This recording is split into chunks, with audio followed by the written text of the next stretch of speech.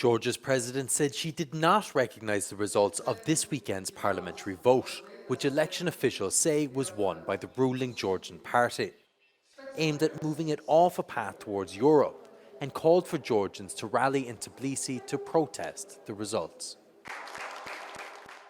Many Georgians viewed Saturday's vote as a referendum on the opportunity to join the EU, as Brussels had suspended Georgia's EU membership process indefinitely because of a Russian-style foreign influence law passed in June. The election campaign was dominated by foreign policy and marked by a bitter fight for votes and allegations of a smear campaign.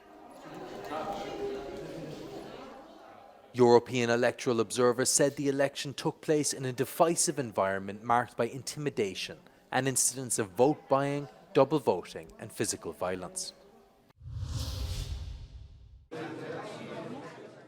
The leader of the Social Democratic Party announced that her party is leading in the polls for Lithuania's second and final round of parliamentary elections. Voters headed to the ballots as strict COVID-19 measures during the pandemic, political scandals and an influx of migrants from neighbouring Belarus hurt the popularity of the current Prime Minister's government. The vote in Lithuania, which borders Russia to the west and Belarus to the east, comes at a time when Russia's military campaign in Ukraine is fueling greater concerns about Moscow's intentions, particularly in the strategically important Baltic region. It will set the political tone for the next 4 years, but despite a possible shift to the left, analysts say there won't be a significant change to Lithuania's foreign policy. The Social Democrats are broadly supportive of continuing aid to Ukraine and keeping the defence spending above 3% of GDP.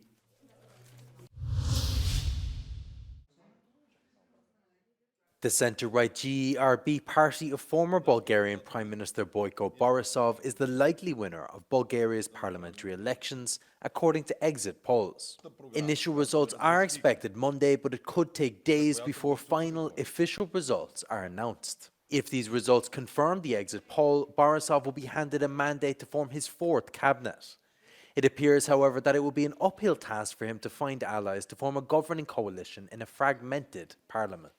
Voter fatigue and disillusionment with politicians has created an environment where radical political voices, aided by widespread Russian disinformation, are successfully undermining public support for the democratic process and boosting the popularity of pro-Russian and far-right groups. There was no clear winner in the latest vote held in June, and the 7 groups elected to the fragmented legislature were unable to put together a viable coalition.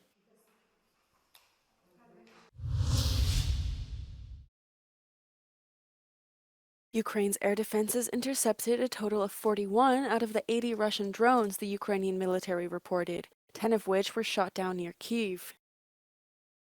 Local authorities said there were no casualties, nor did they report any damage to critical infrastructure. It follows the deadly attack on central Ukraine the night prior and marks the second night in a row Russia attacks the capital. On social media platform X, Ukraine's President Volodymyr Zelensky accused Russia of perpetrating aggression onto Ukrainians on a daily basis. He said that this week alone, Russia launched over 1,100 aerial bombs, 560 drones, and 20 missiles. Meanwhile, the Russian Defense Ministry say the country's defense unit shot down 51 Ukrainian drones overnight.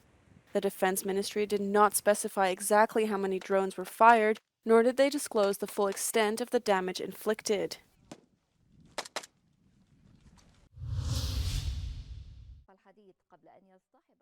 Egypt's president says his country proposed a 2-day ceasefire between Israel and Hamas, during which 4 hostages held in Gaza would be freed. Speaking in Cairo, the president also said the proposal includes the release of some Palestinian prisoners and the delivery of humanitarian aid to the besieged Gaza Strip. Egypt has been a key mediator along with Qatar and the United States. This is the first time Egypt's president has publicly proposed such a plan. Meanwhile, an Israeli strike on a school sheltering displaced people in the Shati refugee camp of northern Gaza killed at least 11, according to local authorities. Israel has struck a number of schools turned shelters in Gaza during the 1-year conflict, saying it precisely targets militants hiding out amongst civilians. These strikes often kill women and children. One person has been killed and at least 30 people have been injured after a truck slammed into a bus stop north of Tel Aviv. Rescue services said 6 people are also in a serious condition. Local media reported that many of those injured were elderly people disembarking from the bus. The attack occurred near the headquarters of Israel's Mossad spy agency, as well as a central highway junction. Police say the attacker was neutralised, but it was not clear whether the suspect was stopped or killed. They're suspecting a terror attack. Tensions have soared since the outbreak of the war in Gaza, with Israel regularly carrying out raids in the occupied West Bank and attacks in Israel increasing as well.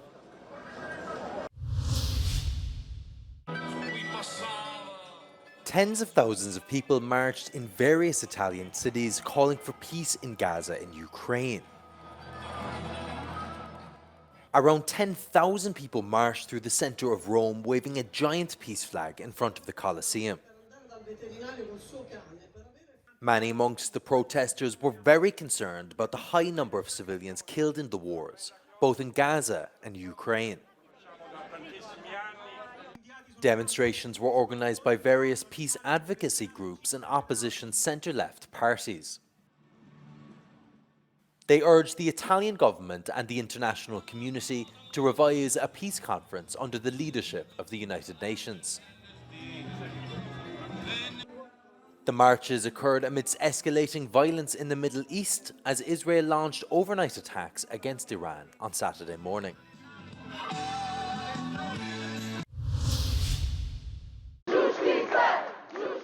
Thousands in Lisbon took part in a demonstration against police violence after several nights of riots triggered by the death of a man shot and killed by police earlier this week. Demonstrators demanded justice for Oder Moniz, the Cape Verdean man shot by Portugal's police force. Protesters chanted the slogan "Justice for Oder" as they demonstrated. Several flags from the Vida Justice movement, which organised the protest, as well as Cape Verde, flooded the city. Meanwhile, the right-wing Portuguese party Chega called for a protest in defence of the police at the same time in Lisbon. That protest brought together around 300 people and lasted just over an hour and a half. In recent days, Portuguese police have reportedly recorded more than 100 incidents of public disturbances in Lisbon. Thousands of supporters of jailed far-right activist Tommy Robinson marched through London as anti-racism demonstrators mounted a nearby counter-protest. The so-called Unite the Kingdom march, planned by Robinson and supposed to feature him as speaker, led to calls for his freedom after his arrest Friday on a warrant for contempt of court. The march was countered by thousands of people organised by the group Stand Up to Racism, who held signs saying refugees welcome and opposed Tommy Robinson. Robinson is the founder of the nationalist and anti-Islamist English Defence League and remains one of the most influential far-right figures in Britain. He's been blamed for stirring up protests that turned into a week of violent disorder across England and the north of Ireland after social media users falsely identified the suspect in a stabbing rampage that killed 3 young girls in the seaside community of Southport as an immigrant and a Muslim.